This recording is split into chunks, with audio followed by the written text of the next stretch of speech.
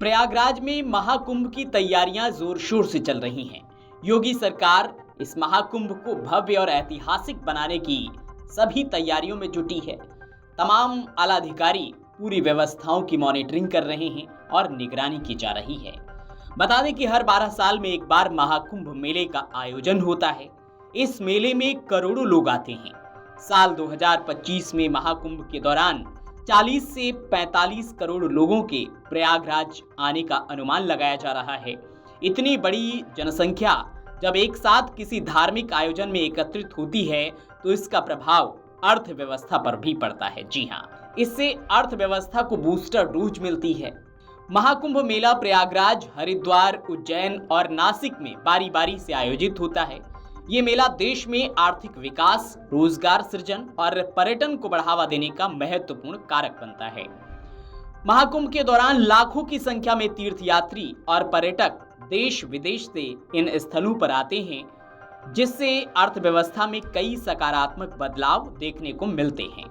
और इस बार भी यही उम्मीद है, प्रयागराज की धरती पर ये महाकुंभ ऐतिहासिक होगा और इसमें करोड़ों की तादाद में लोग पहुंचेंगे।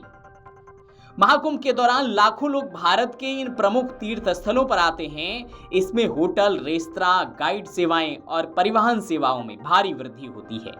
पर्यटन उद्योग को इस दौरान अप्रत्याशित लाभ मिलता है। हवाई यात्रा, रेल और सड़क परिवहन के माध्यमों से भी यात्रियों की संख्या में भारी इजाफा होता है, जिससे इन सेक्टरों की आय में वृद्धि होती है। इसके अलावा महाकुंभ से अस्थायी और स्थायी नौकरियों का सृजन होता है। निर्माण कार्य, सुरक्षा सेवाएं, सफाई कर्मचारी, यातायात व्यवस्था, स्वास्थ्य सेवाएं और अनेक अस्थायी स्टॉल के लिए श्रमिकों की जरूरत पड़ती है।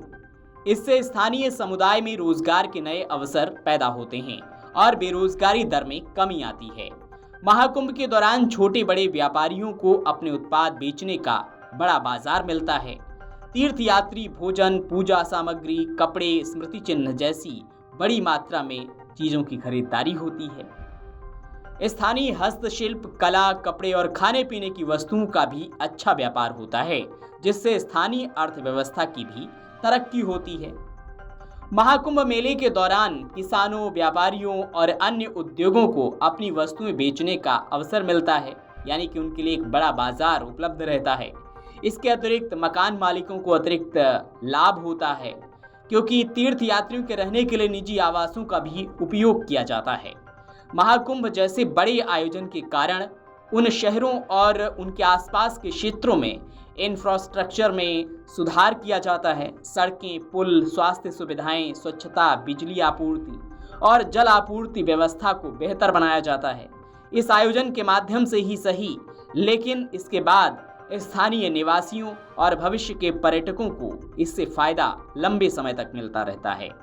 सरकार के राजस्व में भी बढ़ोतरी होती है। टिकट शुल्क, पार्किंग शुल्क, स्टॉल का किराया, पर्यटन शुल्क जैसे कई करों से राज्य और केंद्र सरकार के खजाने में भारी बढ़ोतरी होती है। विदेशी पर्यटकों के आने से विदेशी मुद्रा का भी प्रवाह होता है, जो राष्ट्रीय अर्थव्यवस्था के लिए फायदेमंद होती है।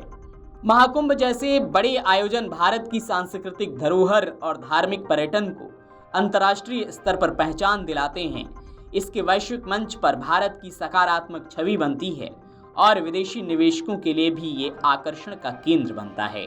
महाकुंभ न केवल धार्मिक दृष्टि से बल्कि आर्थिक दृष्टि से भी भारत के लिए एक महत्वपूर्ण आयोजन है। ये धार्मिक उत्सव भारतीय अर्थव्यवस्था में व्यापक योगदान करता है। तो इस बार फिर उत्तर प्रदेश में प्रयागराज की धरती पर ऐतिहासिक, भव्य और दिव्य महाकुंभ का आयोजन होने जा रहा है, जिसकी तैयारियां युद्ध स्तर पर हो रही हैं। योगी सरकार लगातार इस पर नजर बनाए हुए है और सभी व्यवस्थाओं को दुरुस्त किया जा रहा है। वीडियो डेस्क अमरउजाला.com। अगर आप ये वीडियो YouTube पर देख रहे हैं तो हमारे चैनल को सब्सक्राइब कर बेल आइकन दबाएं और Facebook पर देख रहे हैं तो हमारे पेज को लाइक करें। 8 मिलियन प्लस सब्सक्राइबर, आपके इस भरोसे के लिए बहुत धन्यवाद।